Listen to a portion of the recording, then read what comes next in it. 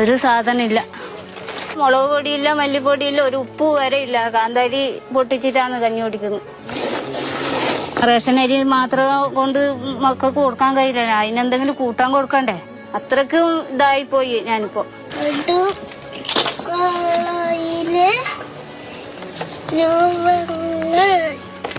രാജകുമാരി നമ്മളെ കൂട്ടിക്കൊണ്ടുപോകുന്നത് ചില പൊള്ളുന്ന ജീവിത യാഥാർത്ഥ്യങ്ങളിലേക്കാണ്. ഈ വീടിന്റെ ഉള്ളിൽ ഈ ഇതിലാണ് കിടക്കലെല്ലാം. ഞങ്ങക്ക് ഇവിടെ ഒരു സൗകര്യം ഇതൊന്നുമില്ല.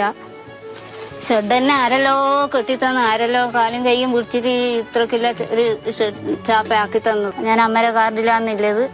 അപ്പോൾ റേഷൻ ആയിട്ട് കിട്ടിയാൽ തന്നെ ഞങ്ങൾക്ക് 3 ആൾക്ക് വീതം വെക്കേണ്ടത്. സങ്കടമേ ഇല്ലു.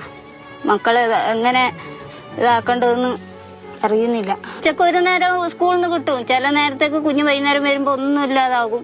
അപ്പൊ പിന്നെ എന്തെന്നാക്കല്? അന്നേരം ആരോടെങ്കിലും പോയി കടവും മേടിച്ചു. എപ്പോഴും ഈ കടവും നനവും മേടിച്ചിട്ട് മക്കൾക്ക് തീറ്റ കൊടുക്കാൻ കഴിയില്ലല്ലോ. കുഞ്ഞിക്ക് ഇപ്പൊ നാളെ സ്കൂളിൽ പോകണമെങ്കിൽ ചെരുപ്പില്ല, വേറൊന്നുമില്ല. പിന്നെ ഒരു ഇതാണെങ്കിൽ ഒരു പെൻസിൽ മേടിക്കാനില്ല. അറിയുന്ന ടീച്ചർ ആയതുകൊണ്ട് അത് മേടിച്ചു കൊടുക്കുന്നു. ഇത്തരം ദയനീയ കാഴ്ചകൾ മറച്ചുപിടിച്ചാണ് കേരള സർക്കാർ ഒരു വമ്പൻ പ്രഖ്യാപനവുമായി രംഗത്തിറങ്ങിയത്. ഈ പാവങ്ങൾ മലയാളികളല്ല എന്നുള്ള ധാരണ കേരള സർക്കാരിനും അധികാരികൾക്കുമുണ്ടോ?